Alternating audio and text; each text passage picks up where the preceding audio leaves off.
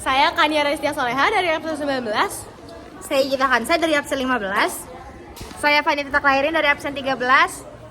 Saya Diva Agnia dari absen 12. Saya Larian Raka Baskara dari absen 17. Saya Lalakmal dari absen 16. Saya Vergio Fahrezi dari absen 14. Saya Dina saya dari absen 11. Saya Kayla Destiana dari absen 20. Jadi kami akan memulai presentasi dari lembar aktivitas 10. Baik, jadi kami di sini akan mempresentasikan LK10. Yang pertama yaitu mengapa negara tidak mencetak uang untuk mensejahterakan masyarakat. Jawabannya, negara tidak mencetak uang untuk mensejahterakan rakyatnya karena jika mencetak uang sebanyak-banyaknya dapat membuat harga barang naik. Selain itu, nilai yang malah menjadi turun sehingga menyebabkan terjadinya inflasi. Lalu yang kedua, apa yang kalian ketahui tentang inflasi dari video tersebut? Jawabannya, inflasi adalah kenaikan harga barang yang dikarenakan jumlah uang yang beredar terlalu banyak. Uang yang terlalu banyak beredar akan membuat daya beli masyarakat meningkat, sehingga persediaan barang semakin sedikit yang membuatnya harga naik tetapi nilai uang itu menjadi turun. Pertanyaan nomor 3, apakah perekonomian setiap negara masih membutuhkan inflasi?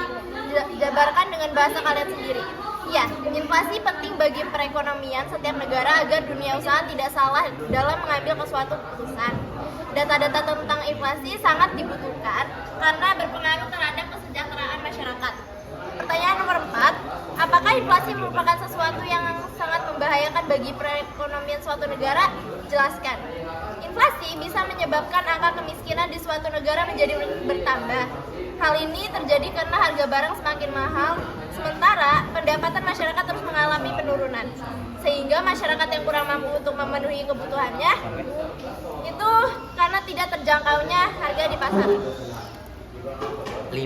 Sebutkan contoh negara yang pernah mengalami inflasi yang sangat parah. Jawabannya, negara-negara yang pernah mengalami inflasi diantaranya Hungaria, Zimbabwe, Sudan, Venezuela, dan Suriah.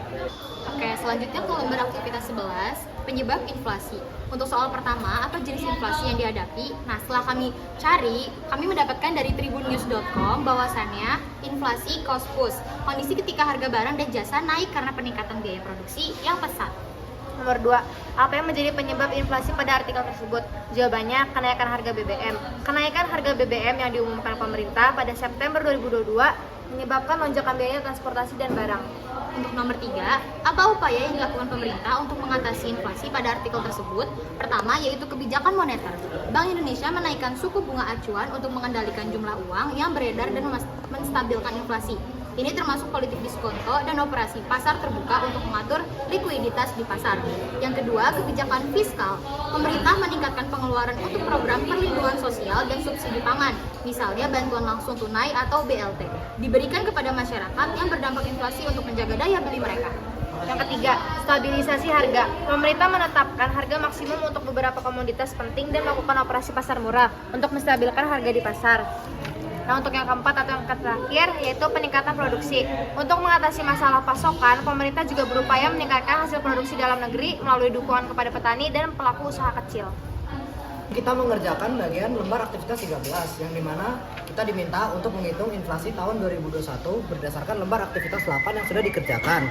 Nah, di sini menggunakan rumus IHKN dikurangi IHKO per IHKO dikali 100%. IHKN-nya 123,33 dikurangi 97,1 dibagi 97,1 dikali 100 yang mendapatkan hasil yaitu 27,01% dengan kategori inflasi sedang.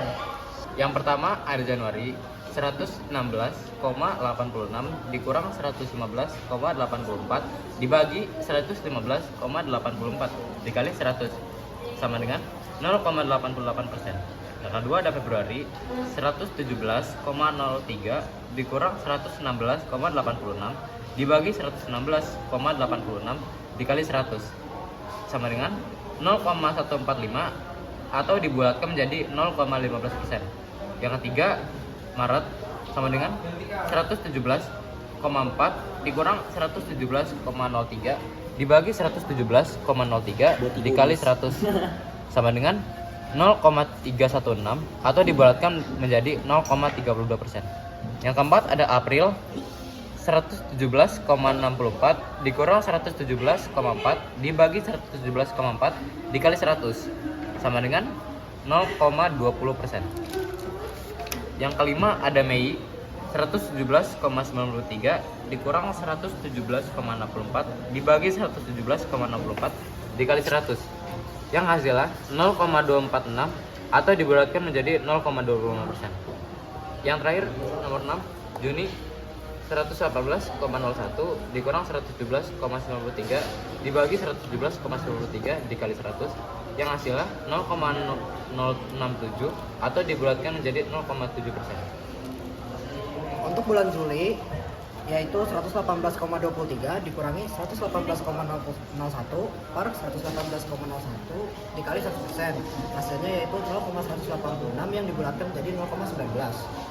Untuk bulan Agustus 118,07 dikurang 118,23 per 118,23 dikali 100 yang hasilnya 0,135 dibulatkan menjadi 0,14. Untuk bulan September 118,41 dikurang 118,07 per 118,07 dikali 100 yang hasilnya 0,287 dibulatkan menjadi 0,29. Untuk bulan Oktober 118,55 dikurang 118,41 per 118,41 dikali 100 yang hasilnya 0,118 yang dibulatkan menjadi 0,12. Untuk bulan November 119,30 dikurang 118,55 per 118,55 dikali 100 yang hasilnya 0,63%. Bulan Desember yaitu 119,90 dikurang 119,30 per 119,30 dikali 100 yang hasilnya 0,50%. Oke, baik. Sekarang saya akan menjelaskan mengenai lembar aktivitas 14. Jadi sudah ada data-data dari tahun 2022 hingga 2021. Dari data tersebut kita mendapatkan grafik seperti ini.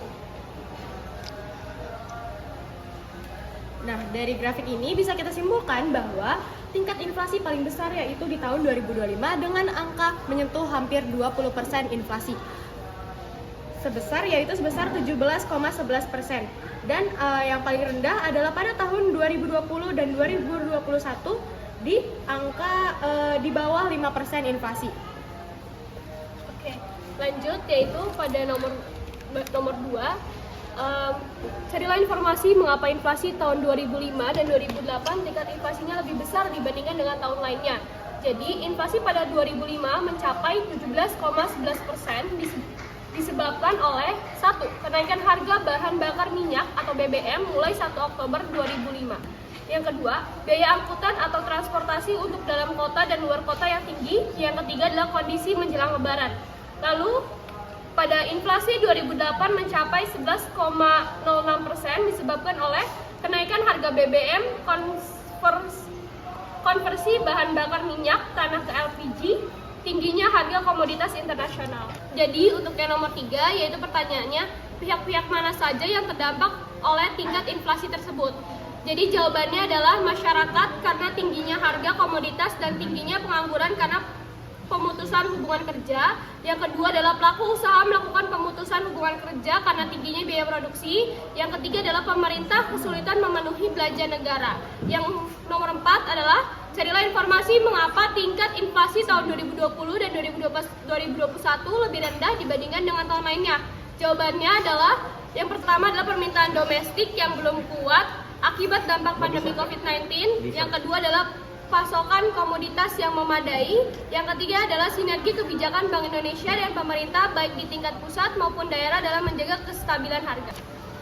Nomor 5, pertanyaannya, adakah pihak yang diuntungkan dari tingkat inflasi tersebut? Jelaskan. Jawabannya adalah apabila inflasi rendah, perekonomian suatu negara bisa menjadi lebih baik karena dapat meningkatkan pendapatan nasional. Masyarakat juga diuntungkan dalam mendapatkan penghasilan, menabung, dan juga berinvestasi. Harga komoditas yang dibutuhkan masyarakat lebih stabil. Dari sisi perbank, inflasi rendah dapat menaikkan suku bunga sehingga dapat meningkatkan pendapatan bank dan memberikan pinjaman. Dari kelompok 2 saya. Kurang lebihnya mohon maaf. Wassalamualaikum